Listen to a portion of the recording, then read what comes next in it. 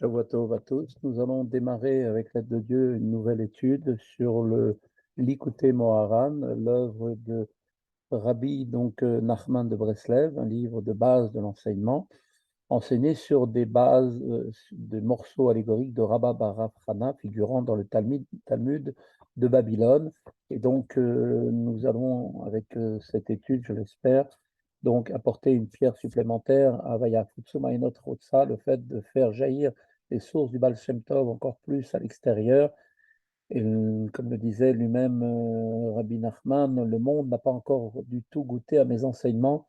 Si seulement il pouvait entendre une seule de mes torotes dites avec sa mélodie et sa danse spécifique, eh bien il s'annulerait complètement. Le plaisir qu'ils éprouveraient serait si intense que le monde entier, les animaux, les végétaux, tous s'annuleraient. Voilà, donc avec l'aide de Dieu, nous allons commencer aujourd'hui la première enseignement, la première Torah donc, de Rabbi de Rabbi Nachman de Breslev. Ashre temimei derech haolchim betorat Hashem. Teilim, Kuf Yutet. Heureux sont ceux dont la voie est droite et se dirigent selon la loi divine. Sache, nous dit Rabbi, Rabbi Nachman, que grâce à la Torah, toutes les prières et toutes les requêtes que nous formulons et que nous adressons sont acceptées et, en conséquence, la grâce et l'importance d'Israël se trouvent promues et rehaussées auprès de tous ceux qui peuvent lui venir en aide, sur le plan spirituel ou matériel. Car c'est un fait que jusqu'à ce jour, l'accumulation de nos fautes a fait tomber en désuétude l'attrait et la grandeur du peuple juif, et ce sont les autres peuples qui se sont fait un renom et retiennent l'attention du monde actuellement.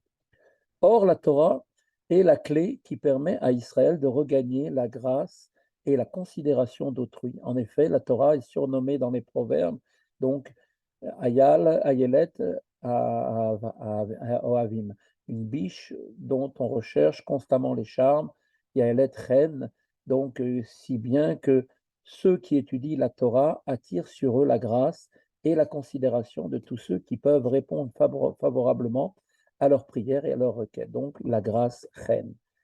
Le fils d'Israël, nous dit Rabbi Nachman, doit constamment rechercher le sens profond de chaque chose et se rattacher au sens profond et à la sagesse de chaque chose.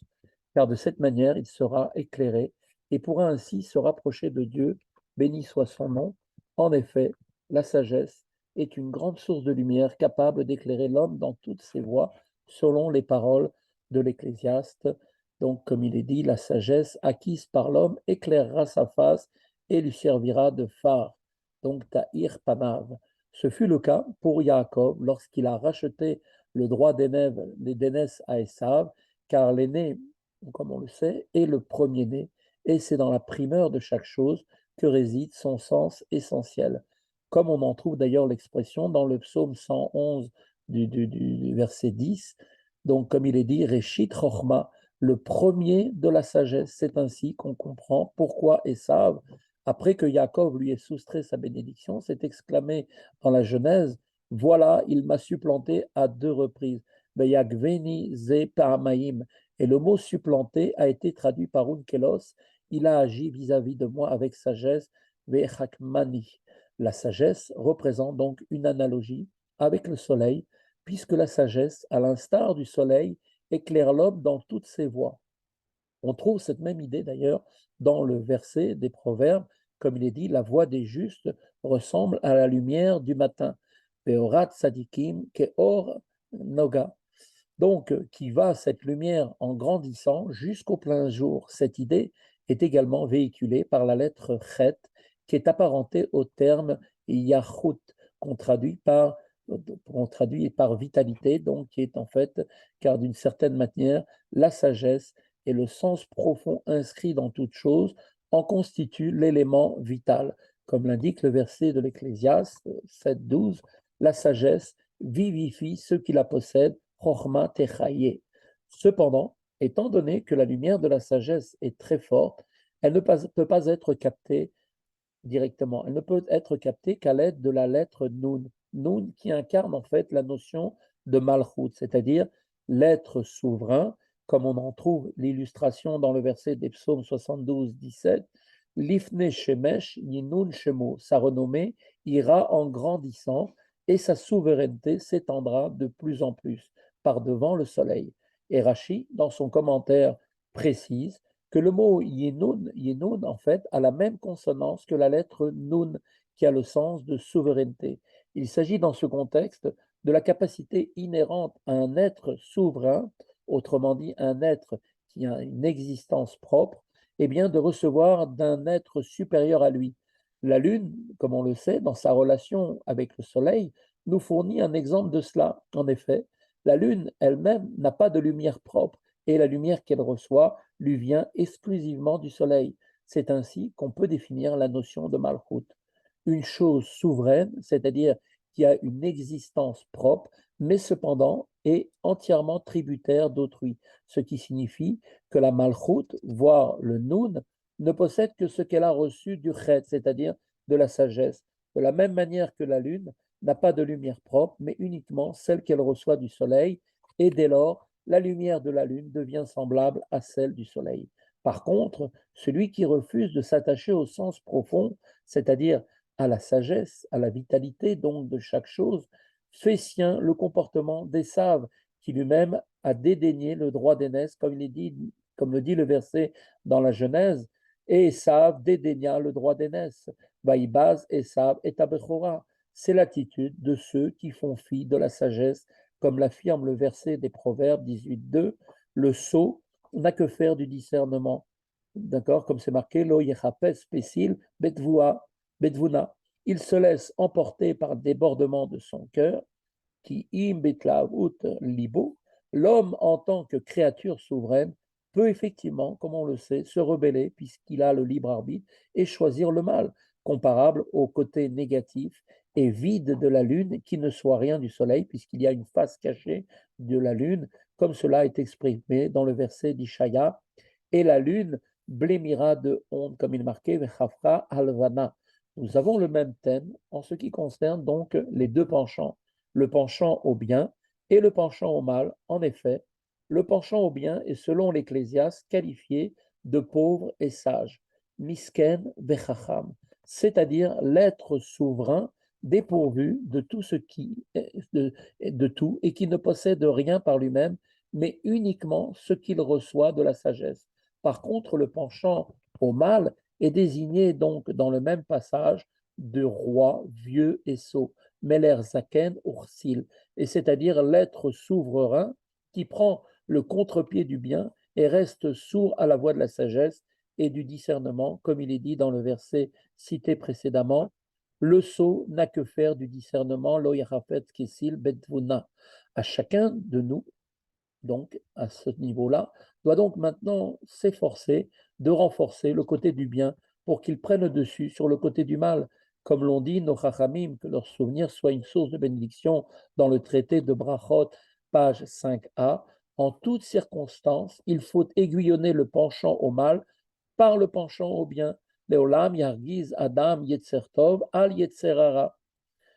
Et donc, par quel moyen peut-on renforcer le côté de la sainteté? Eh bien, grâce à l'étude de la Torah. Quand on y consacre toutes ses forces, comme l'ont affirmé nos sages dans le passage de Brachot déjà cité, en toutes circonstances, il faut l'aiguillonner. Leolam yargiz Adam et Yetzertov al Yetzerara. Et le Talmud nous dit ensuite, si la chose réussit, eh bien tant mieux. Sinon, eh bien il faut s'adonner à la Torah et on trouve d'ailleurs la même idée exprimée dans une autre style dans le traité de Kiddushin, page 30b. Il est dit là-bas, si le malin s'en prend à toi, eh bien entraîne-le à la maison d'études. Im patsa becha menuvalze mashreu le beit amidrash. Pourquoi? Eh bien en l'entraînant au beit amidrash, eh bien grâce à l'étude de la Torah, on renforce le côté de la sainteté et en retour, la malchoute symbolisée par la lettre Nun sera beaucoup plus disponible à recevoir la sagesse symbolisée par la lettre Chet. C'est dès lors, plus rien n'empêche l'union et la liaison du Nun avec le Chet, et la lumière de la lune devient comparable à celle du soleil. On forme le mot Chen, qui veut dire la beauté, la grâce, Et donc, effectivement, la lumière de la lune devient comparable à celle du soleil. Et quand une des deux forces prend le dessus, l'autre s'effondre et le côté du mal se trouve annihilé. On trouve d'ailleurs ce terme dans le verset d'Oshaya, car les voies de Dieu sont droites, les justes y marchent sans heurts et les pécheurs y trébucheront. Ki yesharim darkei Hashem tzadikim yelchubam vereshaim irshelu. En suivant les voies de Dieu, c'est-à-dire la Torah, eh bien les justes qui s'attachent aux côtés de la sainteté se trouvent renforcés et revigorés, alors que de l'autre côté, les pécheurs, malheureusement, y trébuchent. C'est-à-dire que le côté du mal, autrement dit le mauvais penchant, eh bien par l'étude de la Torah, s'écroule et devient à ce moment-là soumis au bon penchant grâce à l'étude de la Torah. De cette manière, effectivement, là, toutes les prières et toutes les requêtes sont exaucées, car si les prières et les requêtes sont refusées, en général, c'est essentiellement parce qu'elles n'ont pas trouvé grâce auprès des personnes sollicitées, n'ont pas trouvé le chêne et n'ont pas trouvé le chemin vers leur cœur, comme s'il n'y avait pas de place pour elles dans leur cœur. Or, la Torah permet de relier, d'unir le noun avec le chet. On obtient ainsi le terme chen qui signifie la grâce aussi. Peut-on maintenant comprendre pourquoi la Torah est-elle désignée par l'expression gazelle débordant de grâce? Ya'alat chen. Et cela explique aussi pourquoi les paroles du demandeur se trouvent et trouvent grâce auprès de la personne sollicitée. Dès lors que l'on trouve grâce, va apparaître la lettre Tav. Tav qui a le sens de creuser et graver, comme nous en avons un exemple dans Yecheskel. Il est marqué tu graveras un signe. Vita, vita, tav. En effet, si le demandeur trouve grâce auprès de la personne sollicitée, eh bien, il va pour ainsi dire, en quelque sorte, creuser une place dans son cœur où ses paroles pourront à ce moment-là pénétrer. Et de ce fait, sa demande sera accordée. Aux deux lettres Nun et Chet, comme on vient de le voir, vient donc s'ajouter le Tav, et nous obtenons alors le mot Nachat.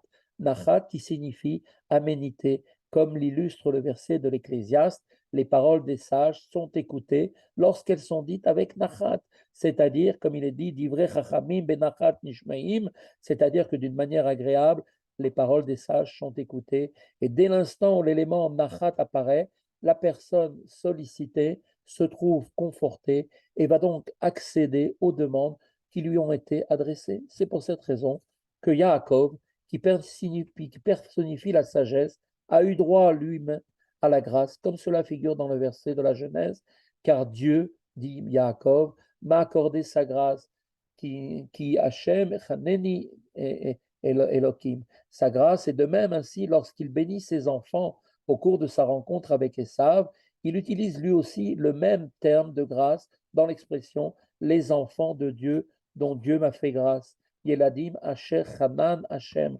On trouve la même expression appliquée à Benjamin qui n'était pas encore né à ce moment-là, lorsque Yosef le bénit dans Genèse, comme il est dit, Yosef lui dit que Dieu t'accorde sa grâce, mon fils, Yachancha béni. Et c'est justement Yosef qui était lui-même le mieux désigné pour le bénir en ces termes. Pourquoi? Eh bien parce que Joseph, plus que tout autre de ses frères, était la continuation de Yaakov, comme dit le verset Genèse, voici les engendrements de Yaakov, Yosef, et les Toldot Yaakov, Yosef. En effet, Yosef fut l'élément essentiel de sa descendance, comme cela est formulé dans le Zohar. Jacob et Yosef forment une seule et même entité, qui est Ahad Hashive. En fait, c'est pour cette raison que Yosef a reçu, d'après ce qui est marqué dans le Deutéronome, le qualificatif suivant, Bechor Shoro Adarlo, la gloire à son premier-né, son bœuf. Pourquoi est-il mentionné le mot le bœuf, Shoro? Eh bien, la notion de Bechor, le premier-né, véhicule la même idée que le mot Sechel, à savoir que la sagesse et le mot Shoro, outre son sens littéral qui est donc son bœuf, a également le sens d'observer, si bien que la juxtaposition des deux mots indique qu'il faut toujours rechercher la sagesse et le sens profond de chaque chose. Choro veut dire il le regarde, il le voit. Et le mot Hadar est traduit par unkelos, splendeur, car la sagesse nous éclaire en toutes choses. Et même si on se trouve dans un endroit sombre et ténébreux, si nous avons le mérite de saisir le sens profond des choses, eh bien la sagesse nous éclairera et nous aidera à nous rapprocher d'Akadosh Baruch Hu. c'est dans cette optique que l'on peut comprendre ce qu'a dit Rabba bar Rav Hana dans le traité de Baba Batra, où il dit là-bas, cette vague qui fait couler les bateaux fait miroiter comme une lueur blanche à son approche, et si on veut y échapper, eh bien, il faut la frapper avec des bâtons sur lesquels est gravé le nom de Dieu, Ayez, Asher, Ayez, je serai ce que je serai. Le texte peut être décrypté de la manière suivante. La vague dont on parle là-bas dans la Gemara symbolise le mauvais penchant qui fait couler les bateaux. Les bateaux dont on parle sont désignés par le terme sphina en hébreu, qui a également le sens d'importance et de considérer, c'est-à-dire que le mauvais penchant cherche, que Dieu préserve, à rabaisser l'importance et le renom d'Israël, autrement dit, à étouffer le règne de la sainteté. La vague fait miroiter comme une lueur blanche à son approche. Cela nous enseigne que le mauvais penchant se cache au début sous le couvert de mitzvot, c'est-à-dire qu'il nous fait miroiter de pseudo-bonnes actions pour nous attirer. Mais en fait, il s'agit là d'un piège pour nous faire trébucher, car le mauvais penchant est un ange malfaisant, Yetzerara, et si l'on veut y échapper, il faut la frapper avec des bâtons sur lesquels est gravé le nom de Dieu. Comme il est dit, je serai ce que je serai, ayez asher ayez. Cela signifie que si l'on veut maîtriser le mauvais penchant, c'est essentiellement par l'intermédiaire de la Torah, qui est entièrement composée des noms du Saint béni soit-il, car la Torah est apparentée à la lettre Vav, qui a la valeur numérique de 6. Tout d'abord, eh bien, en raison des dimensions des tables de la loi, les louchot, qui avaient elles-mêmes 6 palmes de longueur sur 6 palmes de largeur, voir le traité Baba Batra, page 14a, et ensuite parce que le Vav a aussi la forme d'un bâton. Il ressort de cela que seule la Torah peut vaincre le mauvais penchant, car qu'à Dieu ne plaise, le mauvais penchant veut rendre l'homme insensé, comme nous l'ont appris nos sages dans le traité Sota 3b. L'homme ne commet de péché que sous le vent d'un vent de folie, sous le coup d'un vent de folie. Ein Adam over Avera, et là que chez Nasbo, Ruach Shtut, un vent de folie. De la même manière que le traitement des fous consiste à les frapper ou à leur appliquer des talismans, donc des paroles, en se donnant à la Torah, c'est comme si on bastonne le mauvais penchant. Et donc, avec les noms de Dieu, et de cette manière, on chasse l'homme, le vent de folie qui s'est comparé en lui. Et cela correspond à ce qui est dit dans le texte cité plus haut. Si l'on veut y échapper, il faut la frapper avec des bâtons sur lesquels est gravé le nom de Dieu. Et c'est l'enseignement qui se dégage du verset des psaumes cité en tête de cette Torah. Heureux sont ceux dont la voie est droite et se dirigent selon la loi divine. Le mot ashré, heureux, a donc ici une double signification, signifie bonheur et observation. Temime derer, ceux dont la voie est droite. Cela correspond à ce qui a été dit à propos de Jacob. Ishtam, et Jacob était un homme droit. Or, Jacob incarne la sagesse.